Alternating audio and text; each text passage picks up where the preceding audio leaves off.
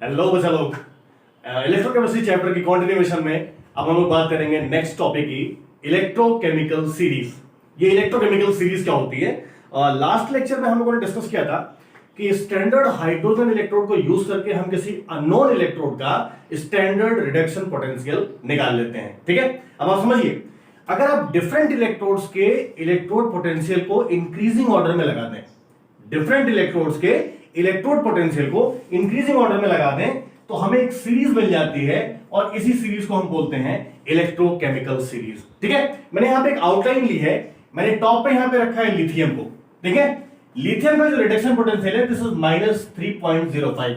सबसे कम value lithium के reduction potential की होती है। इसके बाद हमने इंक्रीजिंग ऑर्डर में लिथियम के बाद जो भी एलिमेंट लगे हैं ये सारे इंक्रीजिंग ऑर्डर में और ये वैल्यू बढ़ते बढ़ते बढ़ते जीरो हो जाती है। पहले माइनस में थी, ये बढ़ते हुए जीरो हो गई। और सबसे इंटरेस्टिंग बात, बीच में कौन सा एलिमेंट है उनकी वैल्यू क्या है ये आपको याद नहीं करना है, ये जहां भी रिक्वायरमेंट होगी आपको बताया जाएगा। बस आप ट्रेंड ये समझ लो कि जो मिनिमम रिडक्शन पोटेंशियल था वो लिथियम का था, वो मैंने टॉप पे रखा है। इसके बाद मैंने बाकी इलेक्ट्रोड्स के इलेक्ट्रोड पोटेंशियल को इंक्रीजिंग ऑर्डर में लगाया और ये आगे यहाँ पे हाइड्रोजन जिसका रिडक्शन पोटेंशियल जीरो होता है। जब आप हाइड्रोजन से भी नीचे की तरफ जाओगे तो ये रिडक्शन पोटेंशियल बढ़ेगा क्योंकि ये इंक्रीजिंग ऑर्डर में लगी हुई है। ठीक है, तो ये जो पूरी सीरीज आपके सामने है जहां पे लिथियम का रिडक्शन पोटेंशियल सबसे कम है, हाइड्रोजन का जीरो हो जाता है, फिर बढ़ते हुए फाइनली फ्लोरीन का रिडक्शन पोटेंशियल मैक्सिमम होता है। तो ये मैंने इंक्रीजिंग ऑर्डर में सारे इलेक्ट्रोड के इलेक्ट्रोड पोटेंशियल लगा दिए। बिल्कुल कोई टेंशन नहीं लेनी किसी को यार बीच में क्या होगा कितना होगा, लीस्ट बॉदर्ड। आपको ट्रेंड याद रखना है कि ऊपर वाला सबसे मिनिमम है और नीचे वाला सबसे मैक्सिमम है। ठीक है, तो सीधी सी बात समझो बच्चा, जो मैं कहना चाहता हूं कि जब आप टॉप से बॉटम की तरफ आ रहे हैं, ध्यान से समझना, जब आप टॉप से बॉटम की तरफ आ रहे हैं तो इलेक्ट्रोड के स्टैंडर्ड रिडक्शन पोटेंशियल बढ़ रहे हैं। रिडक्शन पोटेंशियल एक्चुअली टेंडेंसी है, ये शो करता है कि कौन सा एलिमेंट कितनी जल्दी रिड्यूस होगा। यानी ऊपर वाले का रिडक्शन मुश्किल से होगा और नीचे वाले का बहुत जल्दी हो जाएगा क्योंकि इसका रिडक्शन पोटेंशियल ज्यादा है। ठीक है, अब मेरी बात समझना, अगर हम ऊपर से नीचे आ रहे हैं तो रिड्यूस होने की टेंडेंसी बढ़ रही है, पक्का रिडक्शन बढ़ रहा है, रिडक्शन जल्दी हो रहा है। और जिसका रिडक्शन होता है वो कैसा काम करता है? ऑक्सीडाइजिंग एजेंट का। तो सीधी सी बात याद कर लो कि इलेक्ट्रोकेमिकल सीरीज में जब भी आप टॉप से बॉटम की तरफ जाओगे तो this is the increasing order of oxidising power, ये ऑक्सीडाइजिंग स्ट्रेंथ। जब भी आप ऊपर से नीचे की तरफ जाओगे तो ऑक्सीडाइजिंग स्ट्रेंथ क्या होगा? बढ़ेगा। इसका उल्टा कर दे, अगर आप नीचे से ऊपर की तरफ जा रहे हैं बच्चे, नीचे से ऊपर की तरफ, यानी रिडक्शन पोटेंशियल कम हो रहा है। रिडक्शन पोटेंशियल कम होने का मतलब उसके रिड्यूस होने की टेंडेंसी कम हो रही है। तो अगर रिड्यूस होने की टेंडेंसी कम हो रही है तो ऑक्सीडाइज होने की बढ़ रही है। ठीक है ना, यानी नीचे से ऊपर की तरफ जाने पे इलेक्ट्रोड्स का या एलिमेंट का जो ऑक्सीडेशन है वो बड़ी आसानी से हो जाता है। और जिनका ऑक्सीडेशन होता है वो कैसा काम करते हैं? रिड्यूसिंग एजेंट का। तो याद कर लो, जिसका ऑक्सीडेशन हो रहा है ये रिड्यूसिंग एजेंट का काम कर रहा है। तो ऊपर की तरफ increasing order of reducing strength हो गया, नीचे की तरफ increasing order of oxidising strength हो गया। कोई दिक्कत? क्लियर बात समझ में आ गई? सिर्फ आपको ट्रेंड याद रखना है कि इलेक्ट्रोकेमिकल सीरीज में ऊपर से नीचे की तरफ जाने पे स्टैंडर्ड रिडक्शन पोटेंशियल की वैल्यू बढ़ती जाती है। ठीक है, तो ट्रेंड याद रखो, वैल्यू से तुम्हें कोई मतलब नहीं, जहां नीड होगी जहां रिक्वायरमेंट होगी तुम्हें अपने आप बताया जाएगा। ठीक है, तो ये जो सीरीज तुम्हारे सामने दिख रही है यहाँ पे, इसका यूज क्या है, इसका एप्लीकेशन क्या है, तो इसकी कुछ बड़े इंपॉर्टेंट एप्लीकेशन है, वो वन बाय वन हम लोग डिस्कस करते हैं। तो सबसे पहले हम यहाँ पे ऑक्सीडाइजिंग और रिड्यूसिंग स्ट्रेंथ को ही कंपेयर कर लेते हैं। कुछ इलेक्ट्रोड मैं यहाँ पे कंसीडर कर ले रहा हूं, जैसे मान लो आपने जिंक इलेक्ट्रोड ले लिया, सिल्वर इलेक्ट्रोड ले लिया, कॉपर इलेक्ट्रोड ले लिया, कॉपर के बाद जो है मान लीजिए आपने एल्यूमिनियम इलेक्ट्रोड ले लिया और फिर निकल इलेक्ट्रोड ले लिया। कुछ इलेक्ट्रोड मैंने ले लिए हैं और इनका जो स्टैंडर्ड रिडक्शन पोटेंशियल की वैल्यू है, जिंक की है -0.76, सिल्वर की है +0.80, कॉपर की है +0.34, एल्यूमिनियम की वैल्यू हो जाएगी -1.66 वोल्ट और निकेल की वैल्यू कम है +0.25 वोल्ट। ये कुछ इलेक्ट्रोड्स हैं की वैल्यू मैंने आपको बता दी है, आपको याद नहीं करना है, जहां भी रिक्वायरमेंट होगी आपको बताया जाएगा। ठीक है, अब देखो, अगर हमें इन्हीं इलेक्ट्रोड्स को या कितने भी दिए हो कोई इशू नहीं है, इनको अगर ऑक्सीडाइजिंग या रिड्यूसिंग ट्रेंड में लगाना है तो क्या करना है? पहले काम करो, इन सारी वैल्यूज को आप इंक्रीजिंग ऑर्डर में लगा लो। तो अगर आप इसको इंक्रीजिंग ऑर्डर में लगाएंगे तो सबसे कम वैल्यू यहां पे आपको जो मैंने ले रखा है, सबसे कम वैल्यू आपको किसकी दिख रही है? सबसे कम वैल्यू है एल्यूमिनियम की। तो आपने यहां पे लेना एल्यूमिनियम, इससे ज्यादा बेटा क्या हो जाएगा? ये सॉरी निकल माइनस में है -0.25। इससे ज्यादा वैल्यू किसकी हो जाएगी? जिंक की। इससे ज्यादा वैल्यू किसकी हो जाएगी? निकल की, इससे ज्यादा वैल्यू किसकी हो जाएगी, कॉपर की, और सबसे ज्यादा किसकी यहां पे, सिल्वर की। तो जितने भी इलेक्ट्रोड्स मैंने लिए थे, मैंने उन सबके स्टैंडर्ड रिडक्शन पोटेंशियल को इंक्रीजिंग ऑर्डर में लगा दिया। आप देखिए इन सब में सिल्वर का रिडक्शन पोटेंशियल सबसे ज्यादा है और एल्यूमिनियम का सबसे कम है, जो मैंने लिया हुआ है, ठीक है। जिसका रिडक्शन पोटेंशियल ज्यादा है उसका रिड्यूस होने की टेंडेंसी ज्यादा है, तो इसका मतलब ये हो गया आपका increasing order of oxidising strength या ऑक्सीडाइजिंग पावर, कुछ भी कह लो आप, ठीक है, ऑक्सीडाइजिंग स्ट्रेंथ, ठीक है। और इसका अगर आप रिवर्स कर देते हैं, आप इधर की तरफ आ जाओ बैकवर्ड, तो अगर इधर इंक्रीजिंग ऑर्डर ऑक्सीडाइजिंग स्ट्रेंथ का है तो रिवर्स क्या हो जाएगा, increasing order of reducing strength, increasing order of reducing strength. बिल्कुल कुछ भी नहीं याद करना बच्चे, रिड्यूसिंग स्ट्रेंथ या रिड्यूसिंग एजेंट कुछ भी आप कह लो, ठीक है, जो अच्छा लगे आपको, ठीक है।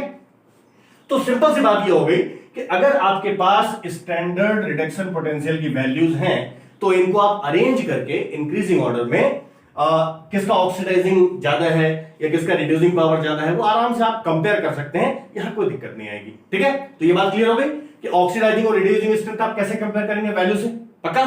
ये तो पहली बात हो गई कि हम ऑक्सीडाइजिंग और रिड्यूसिंग स्ट्रेंथ को कंपेयर कैसे करेंगे। दूसरा, इसी इलेक्ट्रोकेमिकल सीरीज को यूज करके आप किसी भी सेल का ईएमएफ निकाल सकते हैं, ठीक है। ईएमएफ कैसे, हम लोगों ने इलेक्ट्रोकेमिकल सेल को डिस्कस किया हुआ है। अब आपके पास ये 5 इलेक्ट्रोड मैंने फॉर एग्जांपल ले रखे हैं, आप कोई भी 2 इलेक्ट्रोड ले लो जो आपका मन करे, जो आपका मन करे, कोई भी 2 इलेक्ट्रोड ले लो। तो मैं यहां पे क्या ले लूं, चलो मैं कॉपर एल्यूमिनियम को यूज करके सेल बनाता हूं, है ना। आपको ऐसा लगेगा सर ने अपने मन से ले लिया, बट कोई भी 2 इलेक्ट्रोड आप ले लो जो आपका मन करे, ठीक है। अब तुम्हें करना क्या है समझना, जो भी स्टैंडर्ड रिडक्शन पोटेंशियल की वैल्यू है वो आप ध्यान से देखो। कॉपर की वैल्यू दे रखी है +0.34, एल्यूमिनियम की वैल्यू दे रखी है -1.66। तो ऑब्वियसली जिसका रिडक्शन पोटेंशियल ज्यादा है, ध्यान से सुनना, जिस इलेक्ट्रोड का रिडक्शन पोटेंशियल ज्यादा है उस पे रिडक्शन होगा और दूसरे वाले पे ऑक्सीडेशन होगा, इसमें कोई कंफ्यूजन नहीं है। जो भी 2 इलेक्ट्रोड आप लेने वाले हैं उनमें जिसका रिडक्शन पोटेंशियल ज्यादा उस पे रिडक्शन और जिसका रिडक्शन पोटेंशियल कम उस पे ऑक्सीडेशन। और यहां पे पढ़ा हुआ है कि जिसका ऑक्सीडेशन होता है उसको हमेशा लेफ्ट पे रखते हैं, जिसका रिडक्शन होता है उसको राइट पे रखते हैं। ये सेल बनाने का तरीका मैंने आपको बताया। तो ये जो एल्यूमिनियम और कॉपर की सेल आप बनाओगे ये आपको इस तरीके से बनानी पड़ेगी। Aluminium, it will oxidise into aluminium ion, बीच में सॉल्ट ब्रिज रहेगा, and copper ion will reduce into copper. ये सेल बनाने का एक तरीका हो गया। जो कॉन्सेंट्रेशन है इसको हम लोग 1 मोलर ले लेते हैं क्योंकि हम लोग स्टैंडर्ड इलेक्ट्रोड पोटेंशियल की बात कर रहे हैं। अब ये जो सेल आपके पास बनी कॉपर एल्यूमिनियम को मिला के, देखो रटना नहीं बचे, जिसका रिडक्शन पोटेंशियल कम है याद रखना उसका हमेशा ऑक्सीडेशन होगा, वो लेफ्ट पे लेना है। तो मैंने एल्यूमिनियम का ऑक्सीडेशन दिखा दिया, कॉपर का रिडक्शन दिखा दिया, पक्का। अब अगर इसका आपको ईएमएफ निकालना है इस वाली सेल का, तो इसका लॉजिक क्या होता है, standard reduction potential of right minus standard reduction potential of left. ये फॉर्मूला होता है राइट माइनस लेफ्ट। तो कॉपर वाले की वैल्यू क्या दे रखी है बच्चे, 0.34 माइनस और ये दे रखा है 1.66। अब आप इन दोनों को ऐड कर लो सॉल्व करके, तो ये आ जाएगा आपका 2.0 वोल्ट। सिंपल मैथ देख लो यार, जोड़ना घटाना गड़बड़ ना हो जाए कहीं, ठीक है, सिंपल सी चीज है। तो ये आपका आ गया ईएमएफ ऑफ द सेल। बिल्कुल सिंपल सी बात है, आप कोई 2 इलेक्ट्रोड लेकर सेल बना दो जो तुम्हारा मन करे। सेल कैसे बनानी वो ट्रिक मैंने बता दी। जब भी 2 इलेक्ट्रोड लोगे तो जिसका रिडक्शन पोटेंशियल कम है वो लेफ्ट पे लेना, उस पर रिडक्शन ऑक्सीडेशन होगा, और जिसका ज्यादा है उस पर रिडक्शन होगा। सेल अपने आप बन जाएगी तुम्हारी। ईएमएफ का formula right minus left, that's it, simple, आराम से हो जाएगा। तो ये तुम्हारा दूसरा एप्लीकेशन हो गया कि किसी भी सेल का ईएमएफ आप निकाल सकते हैं इलेक्ट्रोकेमिकल सीरीज की वैल्यू को यूज करके। अब जरा थर्ड एप्लीकेशन क्या है बच्चे, थर्ड एप्लीकेशन क्या है, आप इलेक्ट्रोकेमिकल सीरीज की हेल्प से ये भी बता सकते हैं कि कोई सेल रिएक्शन पॉसिबल है या नहीं। मैं यहां पे एक सेल रिएक्शन लिख रहा हूं, जरा ध्यान से देखना।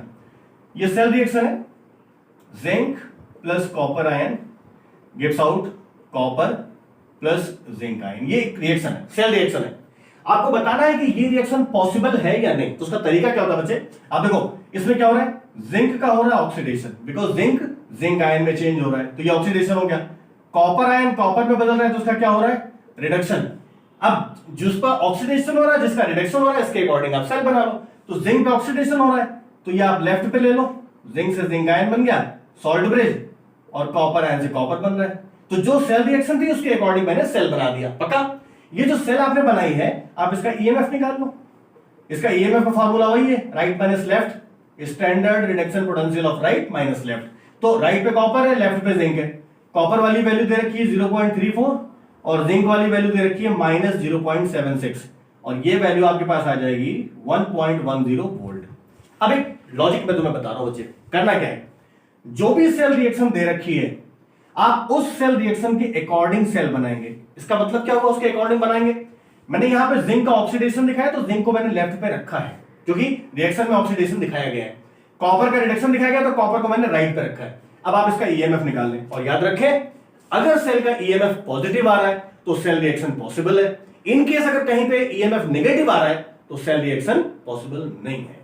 सिंपल सी बात है, बिल्कुल नहीं रखना।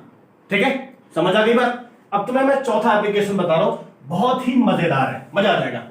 जैसे यहां पे मैं एक रिएक्शन लिख दूं, ठीक है, रिएक्शन क्या है, let the reaction is let से zinc plus sulphuric acid H2SO4, this gives out zinc sulfate and hydrogen, and let the same kind of reaction is copper plus H2SO4 gives out copper sulfate and hydrogen। अब देखो ये दो reaction मैंने लिख रखी हैं।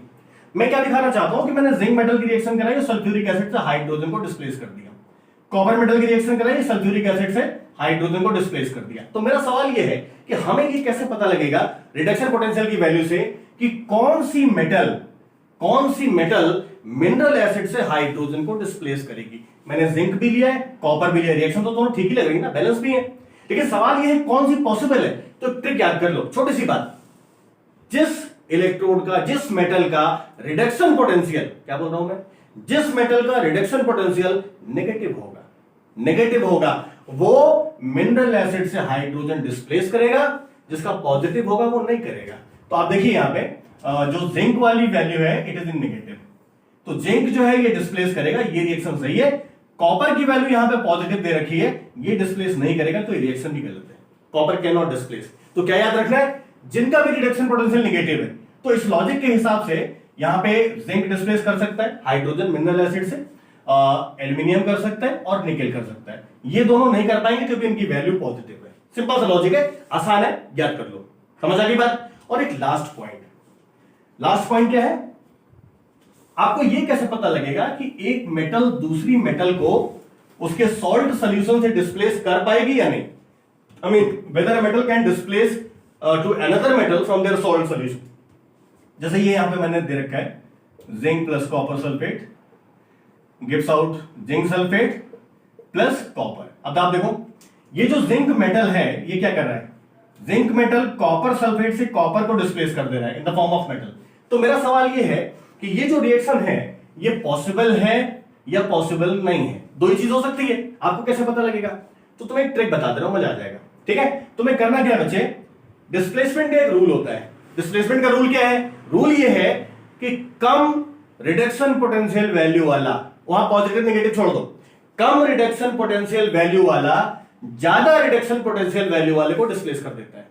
क्या बोला मैंने, कम रिडक्शन पोटेंशियल वैल्यू वाला मेटल ज्यादा रिडक्शन पोटेंशियल वैल्यू वाले को डिस्प्लेस कर देता है। तो यहां पे अगर हम जिंक और कॉपर की बात करें तो जिंक का रिडक्शन पोटेंशियल है माइनस और कॉपर का है प्लस, तो ऑब्वियसली कॉपर का ज्यादा है। रूल क्या बताया, कम वाला ज्यादा को डिस्प्लेस कर देगा, कम रिडक्शन पोटेंशियल वैल्यू वाला ज्यादा वाले को डिस्प्लेस कर देगा। इसका मतलब ये रिएक्शन पॉसिबल है। बिल्कुल कुछ भी नहीं मत रटो, आप सिर्फ वैल्यू कंपेयर कर लो, एक कम वाला ज्यादा वाले को डिस्प्लेस कर देगा। इसके लिए एक बात और बोलते हैं, इलेक्ट्रोकेमिकल सीरीज में जो ऊपर एलिमेंट होता है वो नीचे वाले को डिस्प्लेस कर देता है। तो ऊपर है तो ऑब्वियसली उसकी वैल्यू कम होगी नीचे वाले से। ठीक है, तो आप इसको कैसे भी कह सकते हैं, कम रिडक्शन पोटेंशियल वाला ज्यादा वाले को डिस्प्लेस कर देता है, या इलेक्ट्रोकेमिकल सीरीज में जो ऊपर एलिमेंट होता है वो नीचे वाले को डिस्प्लेस कर देता है। कहीं भी हो, वैल्यू पॉजिटिव हो नेगेटिव हो, कोई इश्यू नहीं है। तो this is about the application of electrochemical series. ये बड़े काम का है, आगे भी बहुत हेल्प करेगा आपकी। ठीक है, तो ये सारा बहुत ध्यान से एक बार फिर से देखना, बहुत मजा आएगा। कहीं कोई दिक्कत लगे तो टेक्स्ट कर देना। Thank you.